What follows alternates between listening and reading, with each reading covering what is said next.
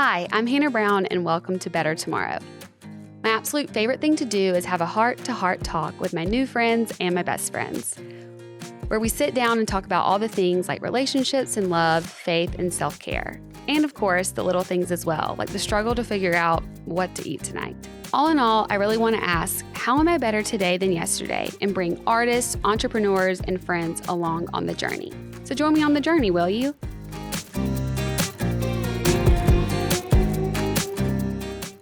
Tamron, I'm so excited to have you here today on Better Tomorrow. I'm excited to talk with you as always. And now it's in reverse. Normally I'm interviewing you. So this time you are all in control and I'm excited. I think this is maybe the first time I've done this in a while. No, I'm so excited.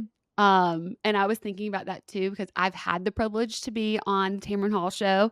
And it's kind of weird being able to be the person to interview you because you are the expert in this. But I'm excited to have the opportunity to talk about all the things that you have going on, especially your new book that's coming out.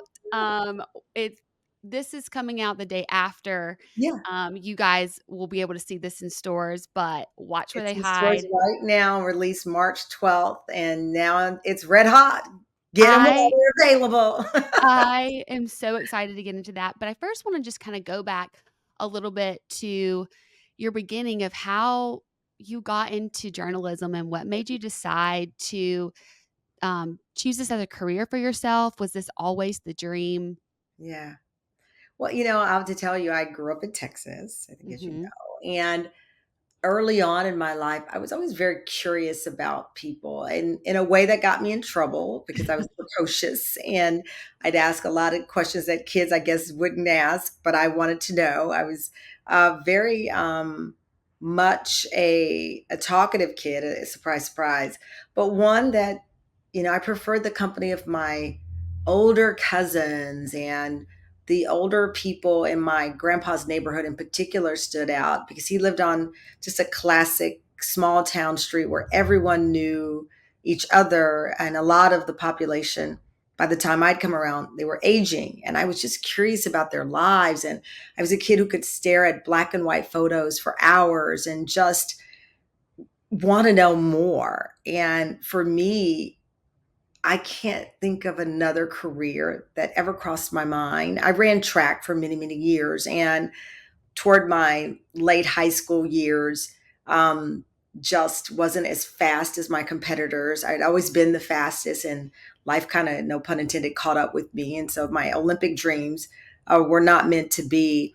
But I started to just explore reporting. And other than this, I got to tell you, I've thought long and hard about it. And it would either be a blackjack dealer or something like that in Vegas. I don't even know how to play cards, right? That's the thing. I can't, I play Connect Four. I'm a master at Connect Four. But it's almost like, and I feel weird saying this, but it's almost like people who feel like preaching is a calling. It is a Mhm. calling for them. For me, this was a calling. I love being around people. I love talking to people. I love the exchange of your story and my story and just it's so steeped into who I am as a person that I'm fortunate that I'm able to do this job. Well, you do a very good job at it. I feel like you really are. I feel like you have just a wide range of being able to handle different types of conversations. And I know, like I said, personally been able to see that. But I feel like journalism is a tough career path to go on. Like, what was the hardest thing Yeah. in pursuing this career? You know what? Honestly, I am at such a heightened level of perspective for my life. Right now, I'm 53, and I've always had, I think, reasonable perspective. So I thought in my 20s and my 30s, but now I really have a heightened level of perspective on life.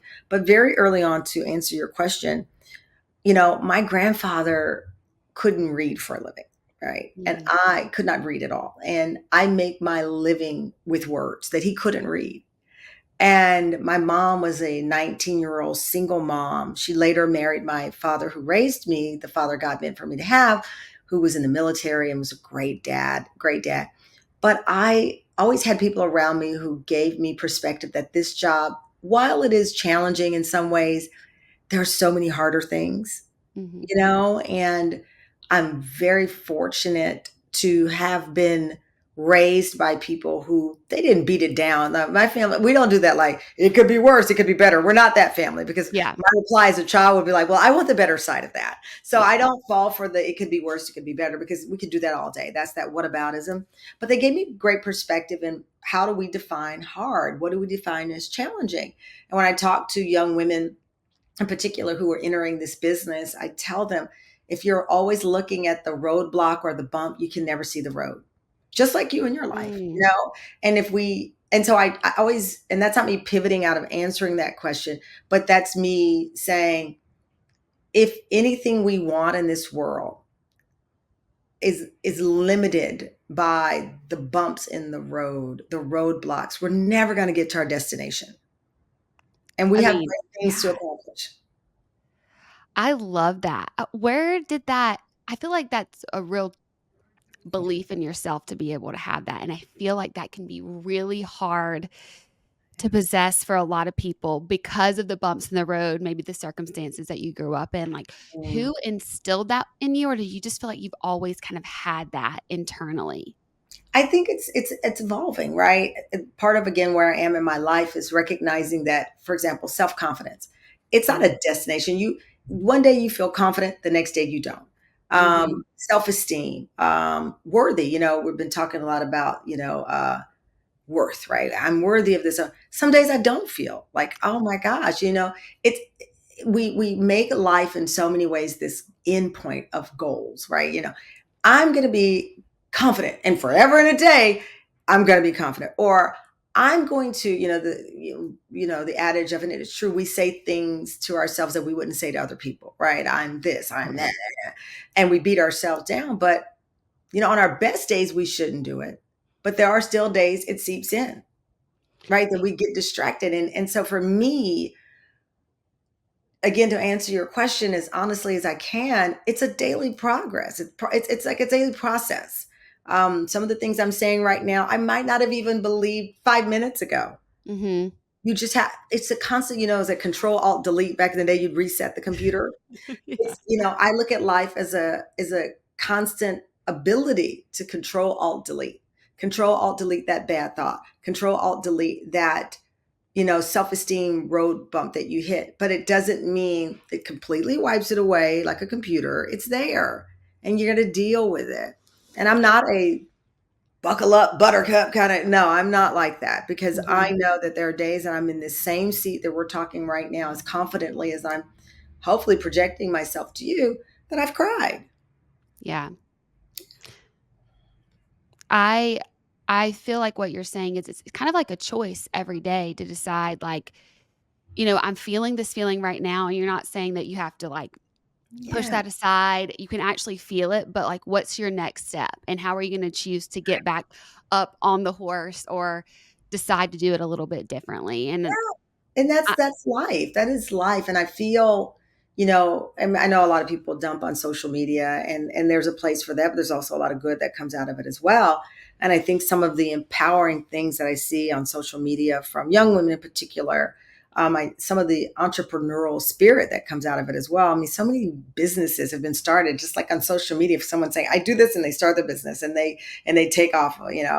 I just the pressure to get it right and to have the complete answers all the time is exhausting. It's yeah. exhausting.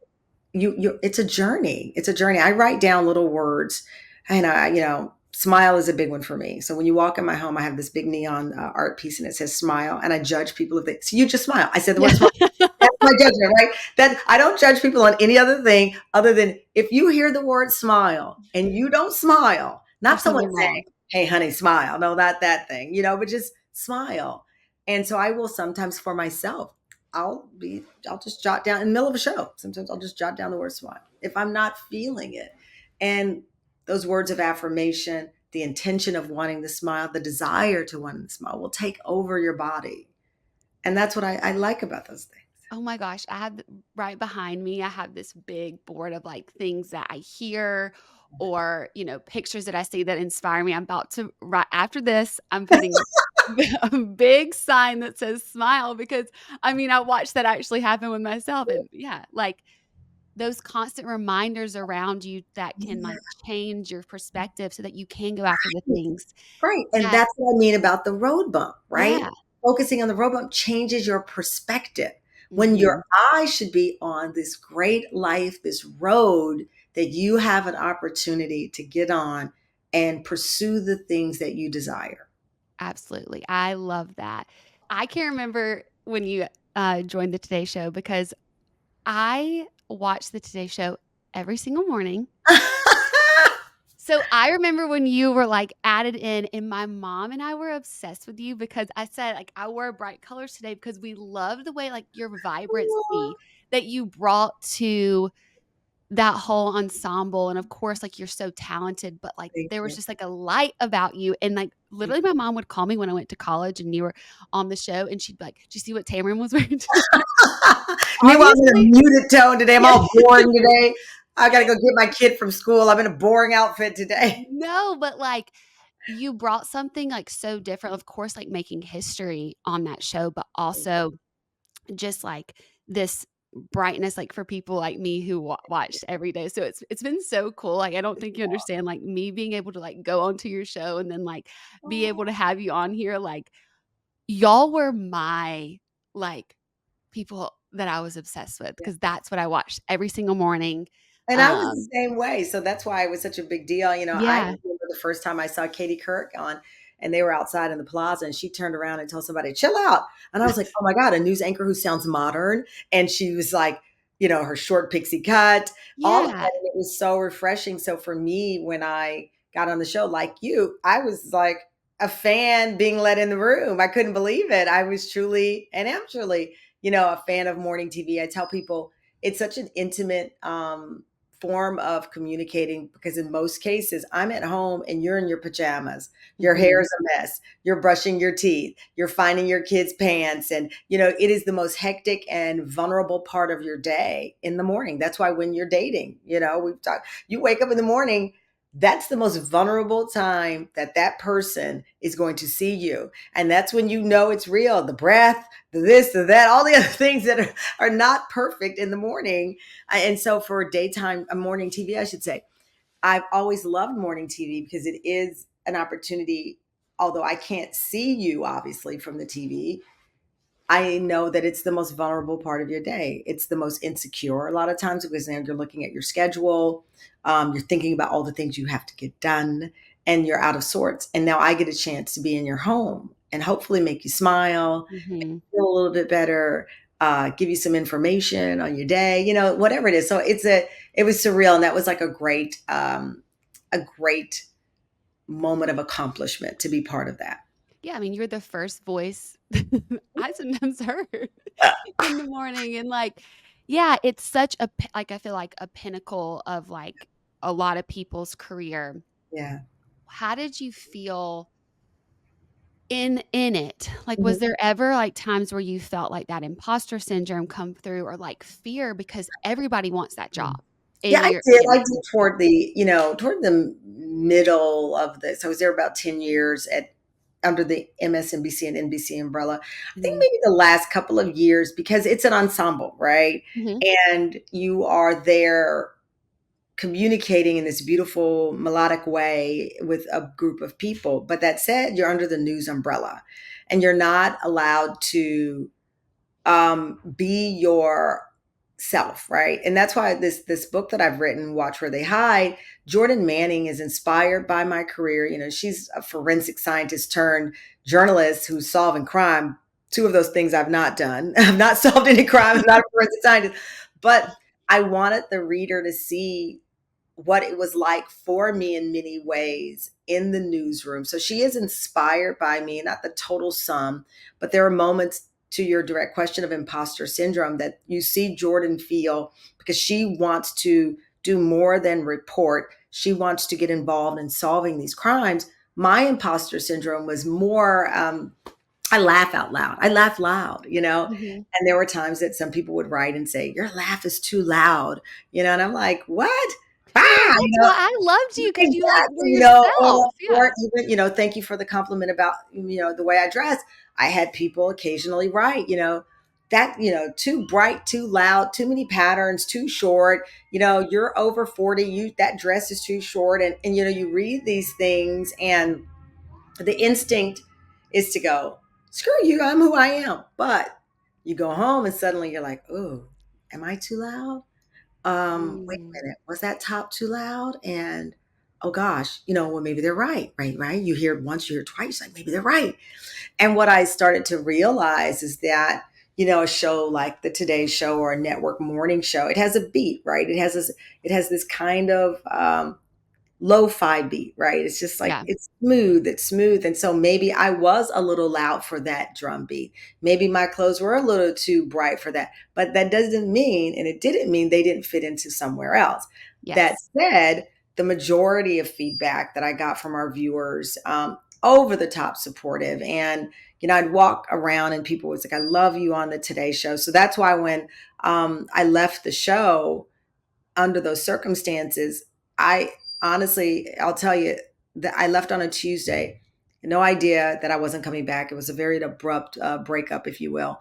And the next morning, when I was trending across the nation and people were furious that I wasn't coming back and that I never said goodbye, right? I never got a chance to even say that I Hmm. was leaving. It was just like done. And I wasn't upset about it, even under those circumstances, believe it or not, I wasn't upset.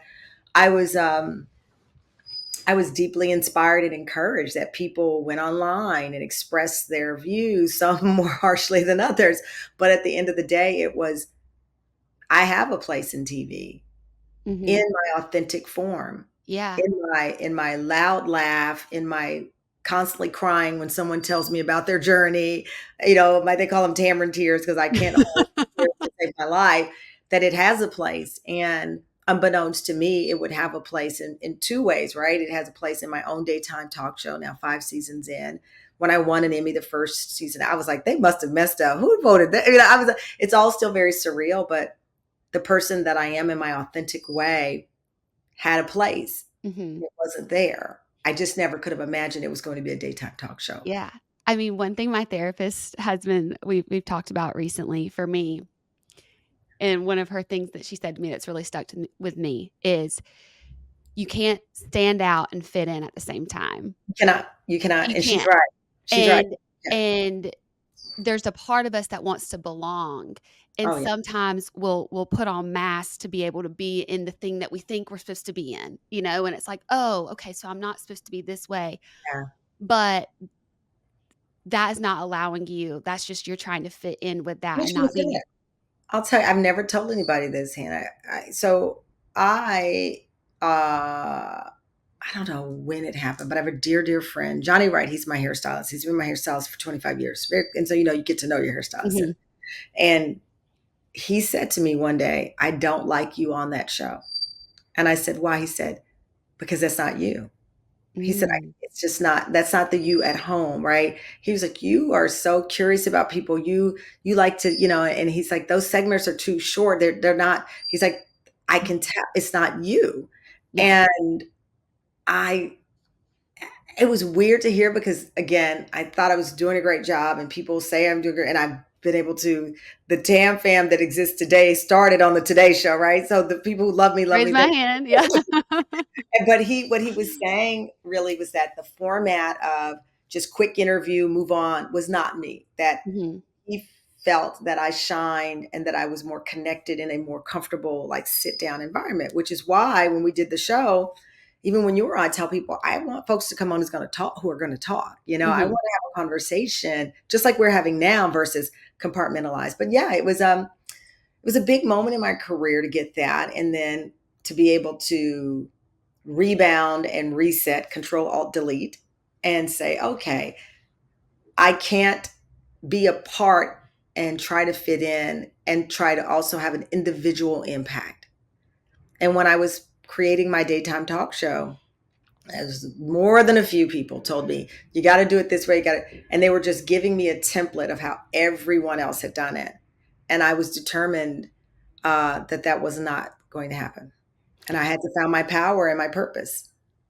I would say the Tamron Hall Show really separates itself from like a lot of other daytime talk shows because of the diverse conversations that you have and the guests that you have on. So, what was and what is your vision for the show? Honestly, I've said it with my friends, and I'll say it because I think of us as friends. It's two mimosas in when you've ordered what you want to eat, and because that when you go to brunch, it's like, okay, there's 20 minutes of everybody looking over the menu and debating, do we want the rolls or do we want the pancakes? But you've ordered your food, you're two mimosas in. The people that you really don't like have gone, because there's always one friend who invites somebody that everyone's like, who's that? And why'd you bring that person? That person's gone, and your true core of people are there, and you're able to really take off the masks and have a conversation.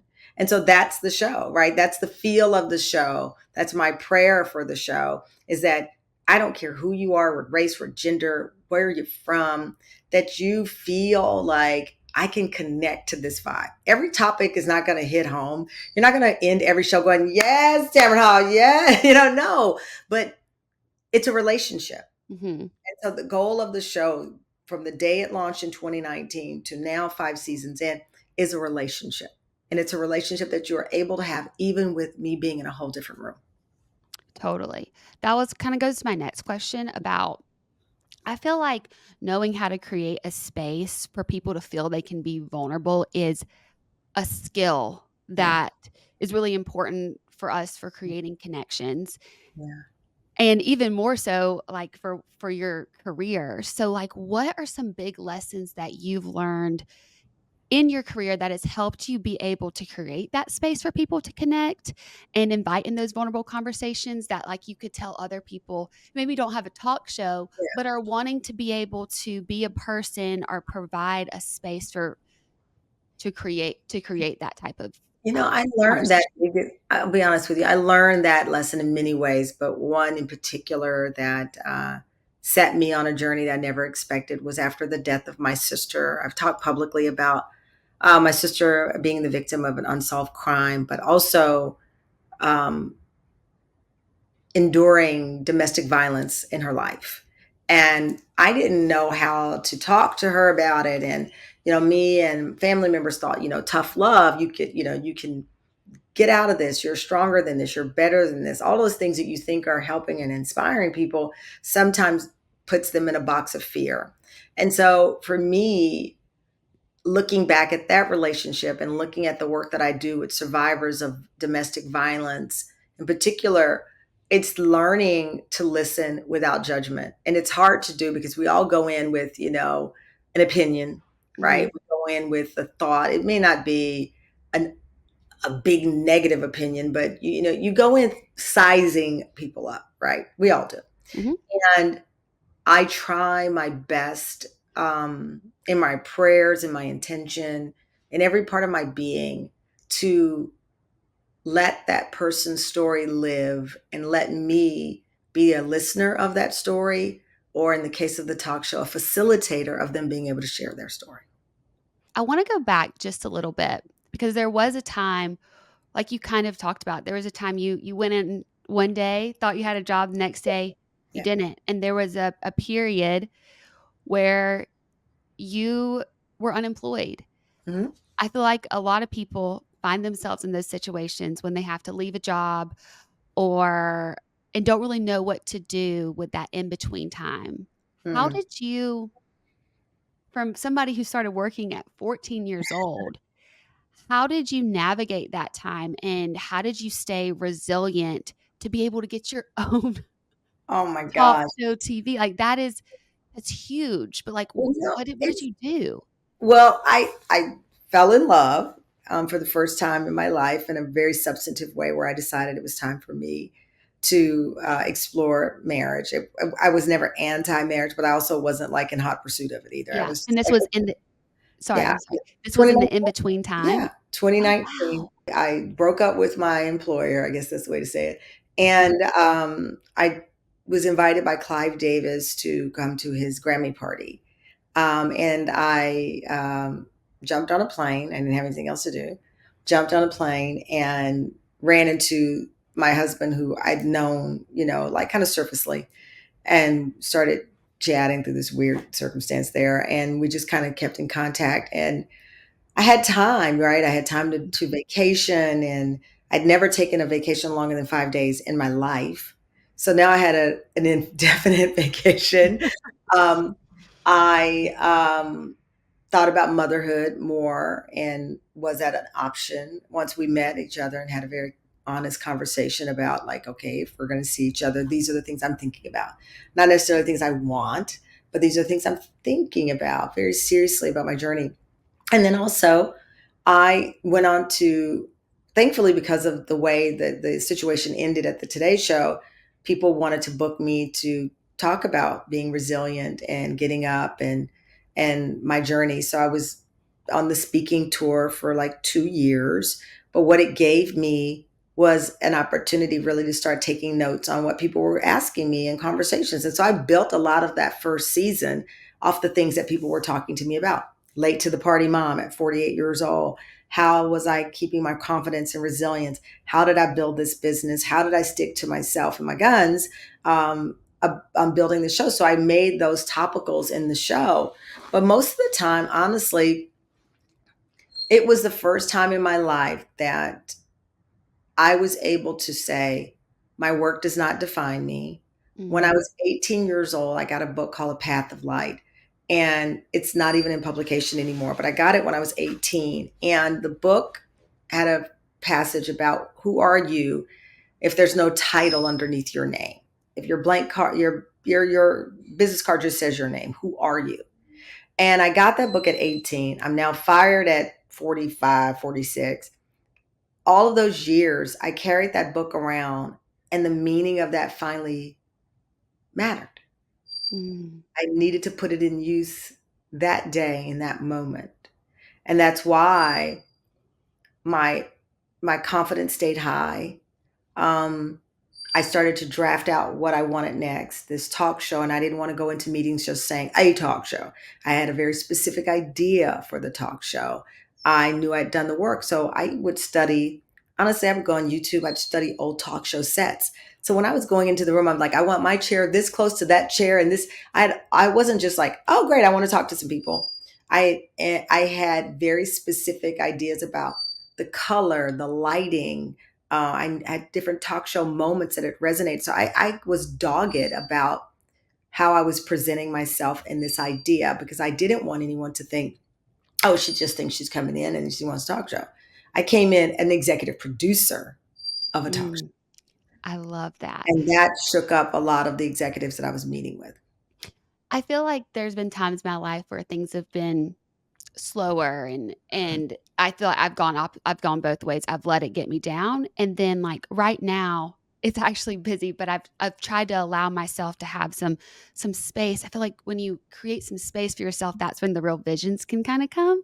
Because 100%. like if you were going at the speed that you were going on the Today Show, would you have really had the time to really fully understand exactly what you wanted and have such a clear vision? And I think for a lot of people, you know, when we think we have to be at this like 90 to nothing Yeah. speed, but really like you have to have the space to be able to let the like, what do you actually want? Are you just And going through the motions? you have to lose to win. Mhm. Right. And that's the thing. And you have to find comfort in being uncomfortable. I tell people all the time, when I was a reporter in Dallas Fort Worth, 4 years there, it became like this itch to move on, right? And I learned then that, for me, I believe God makes it just uncomfortable enough for you to have the itch to go on. Because if you get there and it's so comfortable and it's so amazing, you're never going to go to the next step. You're just not. So I love discomfort, because Mhm. that usually is telling me there's something else. There's another thing for me to do. And that doesn't mean I need to stay busy all the time. Doesn't mean I need to, for example, I have no desire to ever climb a mountain. I'm not that uncomfortable. Yeah, so it doesn't mean that you just got to start making a list of things you were trying to do. No, thank you. But the discomfort will lead you to the things that um, will inspire you. This is a journey. This life, it's a beautiful thing. And just as I said when I wrote the book, your life is a book. It's a journey, and you can't be in a hurry to rush it to the end, but you also don't want to be stuck on one page, Yeah. right? And that's what I love about life. And that's what excites me about everything that I do. When I wrote this crime novel, I was so insecure. I didn't study like the talk show. I studied and I had all these ideas of, like I said, I was executive producing my talk show from day one. Um, I didn't study other thriller writers. I didn't try to really uh, obsess over it because it was such a leap of faith. I was like, this book is inspired by things I've actually done.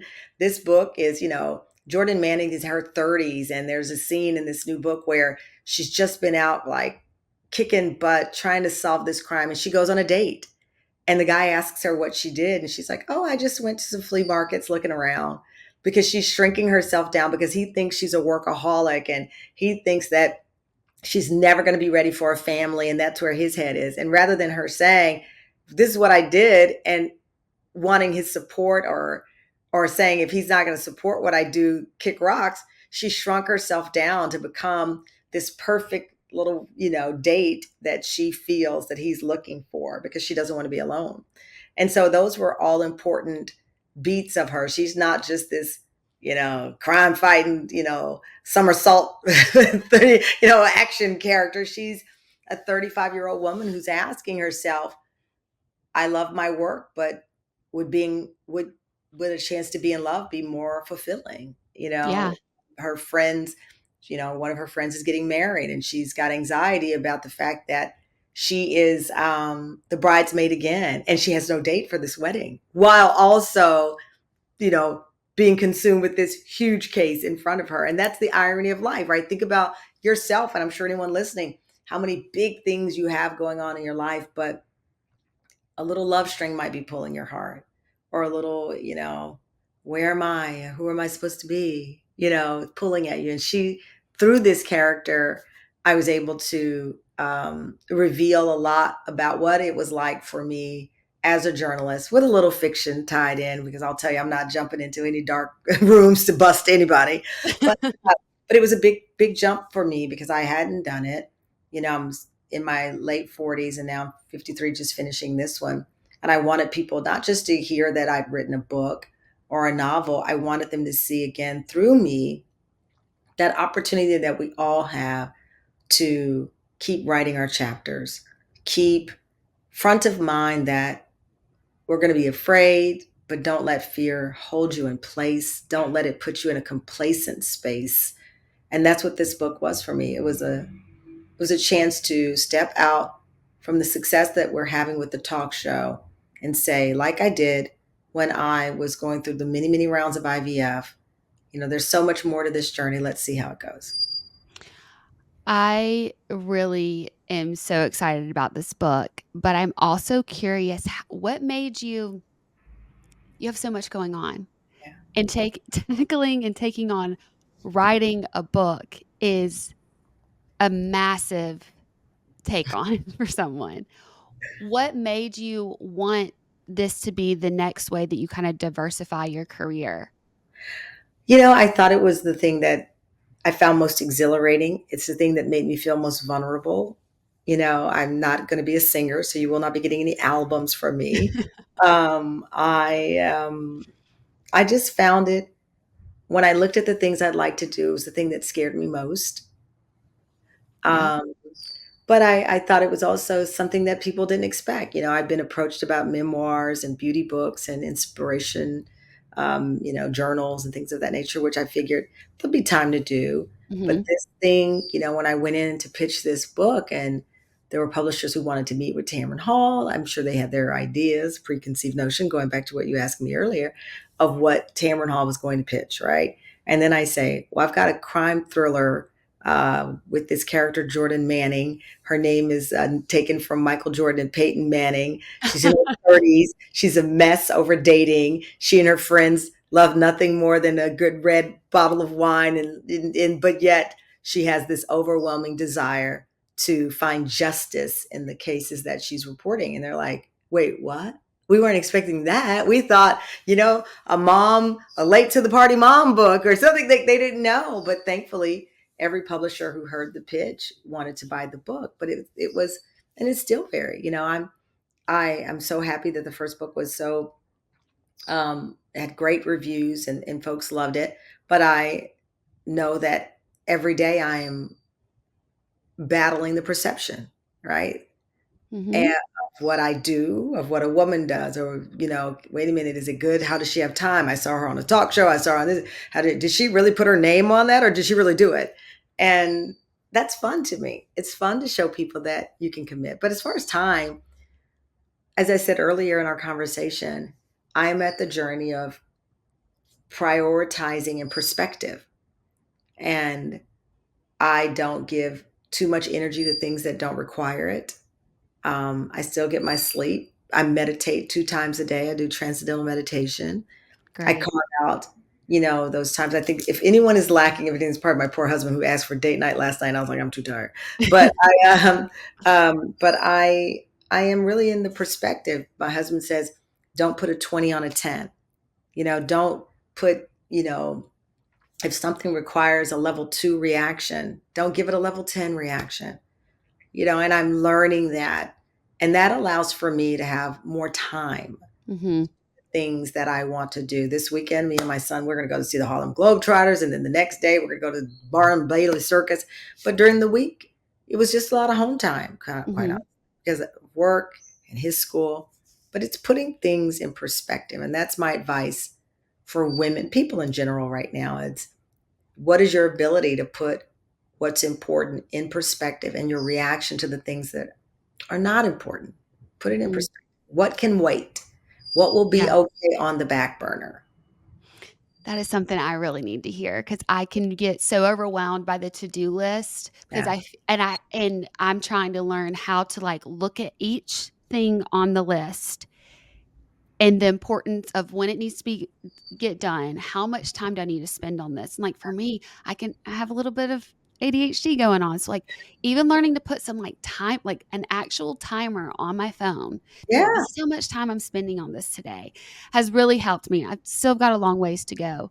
But one thing, as you're talking, like a theme that I keep hearing from you is yes, you have a lot going on, but I think a lot of people, as you said, like we can have labels put on us or put labels on ourselves.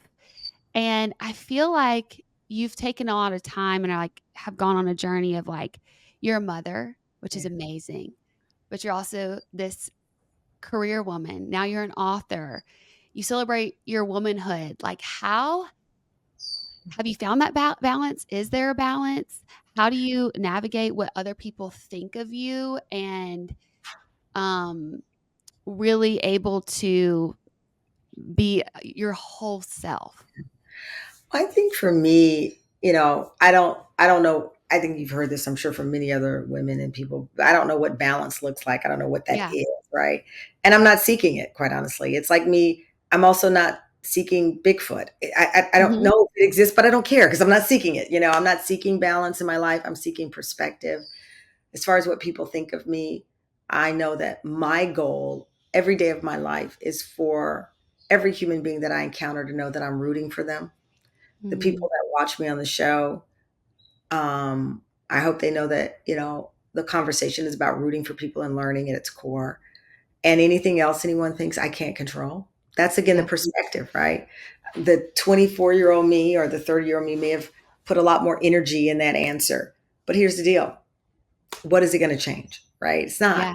So I'd rather put more energy in to different parts of the question of life and because it's not what you and I sitting here and you've endured a lot of opinions about what you just blah, blah, blah, blah.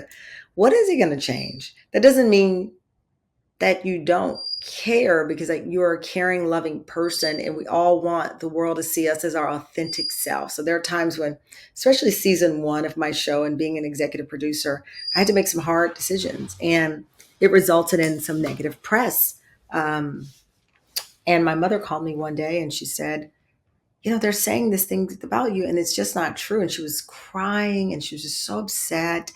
And not crying like sobbing, like crying angry, like this, I know you and everyone knows you and this is bullcrap. And I said to her, this is the game I'm in, Mom. And, I know the truth, but you have to defend yourself. I said, the universe will defend me and you'll see. Season one Yes. turns to two, season two turns to three, season three turns to and every change I made with the show got better. And so the questions and the doubt about, well, why is she changing executive producer again? Or why is she, well, the proof was there. The show got better. It got more intentional. The conversations got better. And this wasn't that people were bad at their jobs. Sometimes we're not the right choice. And I have to have said that to myself, that I haven't gotten every gig I've gone for. Of course not. I wasn't the right choice, but there was a choice I was right for. Yeah. And so I look at life in that view. So for me, balance again goes back to my space that I'm in now of perspective. Hmm. And when someone has an opinion of what I do, if it's a opinion that can help make me better, I will improve. I get excited to talk to people, so sometimes I cut people off. It's a horrible habit, and it's not out of disrespect, but occasionally somebody will tweet like, "You're always cutting people off," and I'm like, "You're right," and I do. I'm excited. Now that doesn't mean I can't fix it, but certain things are valid. But then there are other things that in your spirit and your heart don't mean or serve you. Hmm. And you don't, like you said, like they, we only have the limited amount of time in the day, and you can't give your time to what other people think that don't matter. Right on me. I just realized I had a really bright light when we were talking. I'm like, light's blinding me.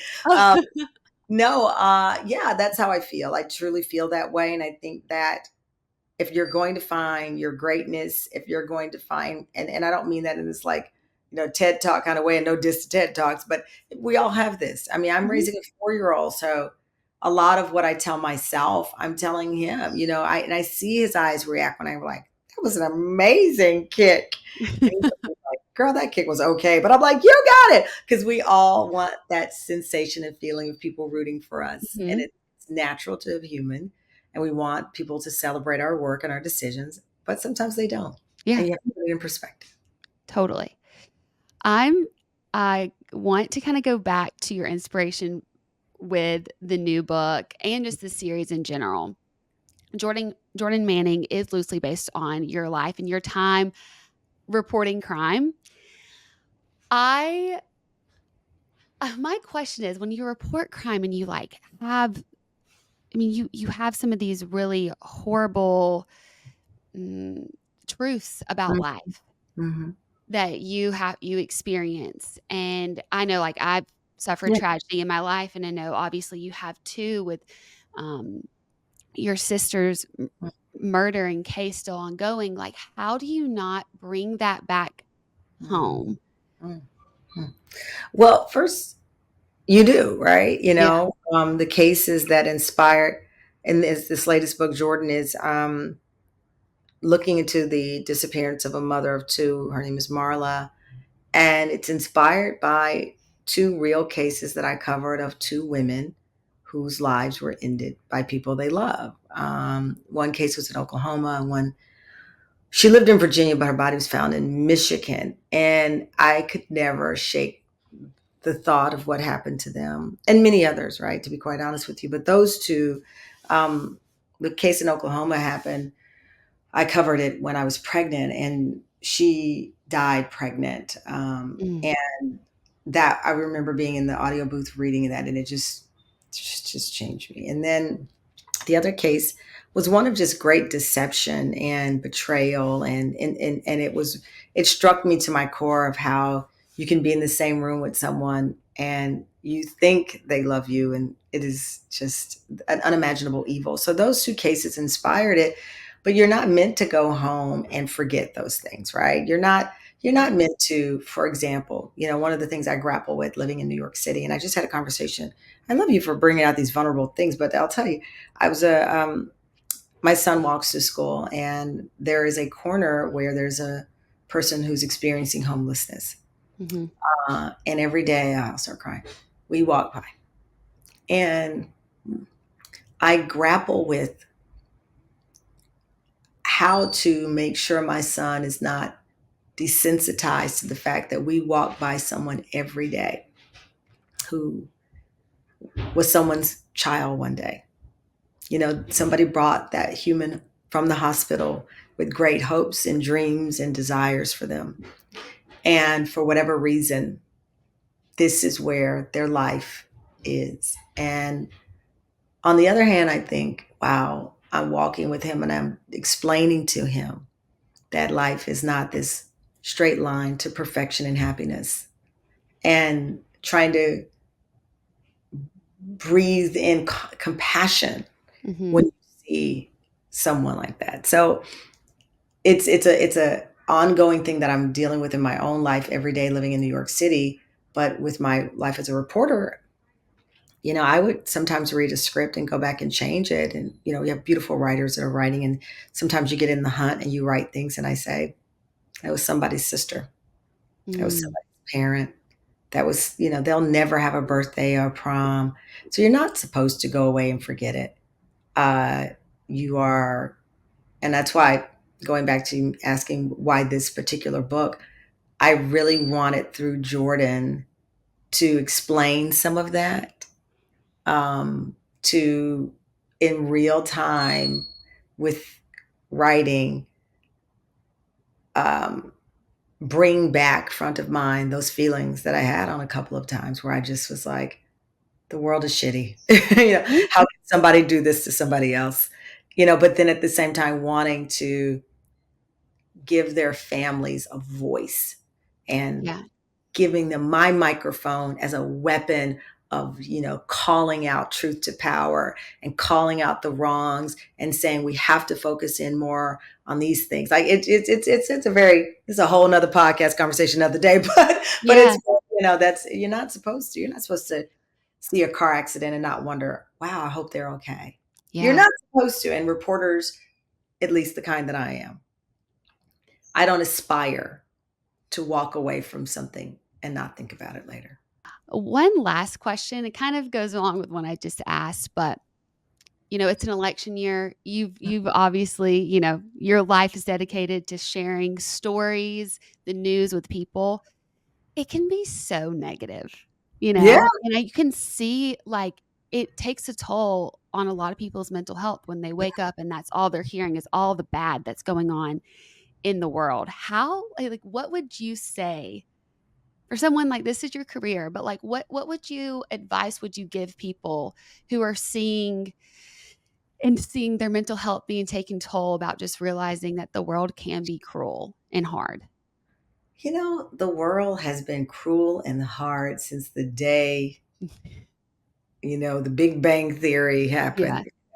The Ice Age was no walk in the park. Yeah. So I think, the cruelty that we talk about, I'm a person of faith, and that's my bird. If you hear a sound in the background, she hears us talking and she wants in on this very substantive conversation. So I think because the bird is the last dinosaur, and then she's like, wait a minute. She's like, I have Um, something to say. Yeah. Uh, no, I mean, I'm a person of faith. I read the Bible. I put it in perspective, obviously, as well, that it was written by humans. But it talks about cruelty and slavery and any other thing that you can imagine with Mhm. the scour of humankind. But I think that for me, information is power, even painful information. Yeah. But I also think that we have to learn, and it's a progress for me as well, uh, how to unplug, how to recenter ourselves, how to stop and breathe, how to be in awe of a flower, how to, take a minute, even if you're in the car, to pull over and just look at the sky, look at the horizon. It's, drink your coffee a little slower one morning Mhm. versus putting it in your cup. And, I just feel that all of us are on an unprecedented mental health journey. Never in the history of the world has so much come in from so many sides. I laugh sometimes. I'm watching the local news and they do a story on how bad social media is, and then they say, and follow us on da da da da. It's like, wait a minute, wait. I just sat through that whole 5-minute piece on how this is bad, and now you're telling me to get on your app. It's like, but I think for me, at the core of my mental health, it's my relationship with my friends. and my family and present relationships. Doesn't mean hours long lunches or dinners, but it's sitting on the couch and just talking. My son, again, gives me great perspective. And recently I was trying to get him, like, I was trying to buy some time for something. I was like, you want the Nintendo? He's like, no. I'm like, what about TV? No. He's like, Mom, I just want special playtime. Can we build my train? Oh, Wooden train. I had tried to give him every device in the world. And he was like, no, he just wanted to sit with me and do his little train that we'd done 500 times. And by the way, I was rushed that day, but I was like, he's asking me for 5 friggin' minutes. I went in, sat on the floor. We built the same train that we build all the time. And I was like, okay, Mom has to go do this really quick for work, but I'll be back. And he was just great, because really what he wanted was just to sit down with me and have a little beat of a connection. And he wasn't going to get that through his Nintendo or his TV. He knew I was in a rush, but he needed that. And it didn't last forever. And I was still able to get on my meeting 5 minutes late, and they were okay. Yeah. And I was a much better person, not just parent, much better person, that he made me stop unbeknownst to him. Yeah. Well, I love it. I mean, I think you're just like really living out what you're saying about world. We can focus on all the bad and the horrible out in the world, but it's changing your perspective of what really matters. It's like focusing on all the bad dates and not the good one. Yeah. I'll leave it at that. There you go. Yeah. you gotta like focus on the good one every once in a while. Everybody, we don't need to focus on every bad moment. And you have the power to turn it off. Yeah. But I love that you said, because I have a lot of people in my life, like, I don't watch the news at all anymore. It's just all negative. But I loved you saying, like, that knowledge is power, and it's information that you need to have some knowledge of what's going on in the world to be able to really be a part of it. I tell people the most basic thing: try not watching the weather and guess what you should wear by walking out. Let's see how that works out. You know what I mean? It's like, we can, it has its place. I don't leave my TV on in any network and just let it roll out all day long. But I'm not a witness of life. I'm a participant. And to be a participant, you have to be engaged in news. What channels you choose, I think you have to be a reasonable and discerning person, because not all news is created equal. But you have to read. I think you should, even these days with TikTok, there are some great little investigative things happening in news reports there. So I'm not all about like, oh, it's got to be this publication or that. But you have to know what's happening in the world. You do. Yeah. And that's one of the things when people ask me if I ran a news station, what would I do? And I'm asked that, I don't know why, but people do pose this question. And I think we're sorely missing in international news. I think people should know much more, and not in this, fat, frenetic pace, but just globally. Even during the pandemic, I felt like, we weren't seeing how other parts of the world were dealing with it and handling it. Women's rights, a lot of things that we just miss. I wish there was more, straight to the point international. Yes. I think it would serve the world greatly, because we should know that life does not stop at the borders of our country. Yeah. Well, I feel like you really are doing your part with what you have made for yourself with the Tamron Hall Show. And I'm so excited. Again, thank you so much for talking about your new book, Watch Where They Hide. You can buy it today. It was so amazing talking with you. Are you kidding me? I just love it. And I'm so impressed with these interview skills. Okay. Thank you. I will say I was a little nervous to be able to interview you. No, you did great. I appreciate that. Wonderful. Well, thank you. And we hope to see you on the show. Thank you guys so much for listening to the episode. Better Tomorrow is produced by me, Hannah Brown, and Legos Creative. Our producer is Andrew Stallmer. Our show is recorded, engineered, and edited by the Legos Creative team. Remember to follow Better Tomorrow wherever you get your podcasts so you don't miss the next episode. And don't forget to rate and review us on Apple Podcasts. It really helps and shows your support. You can follow me on socials at Hannah Brown, and you can stay updated on all things Better Tomorrow on our Instagram at Better Tomorrow and our TikTok Better Tomorrow podcast.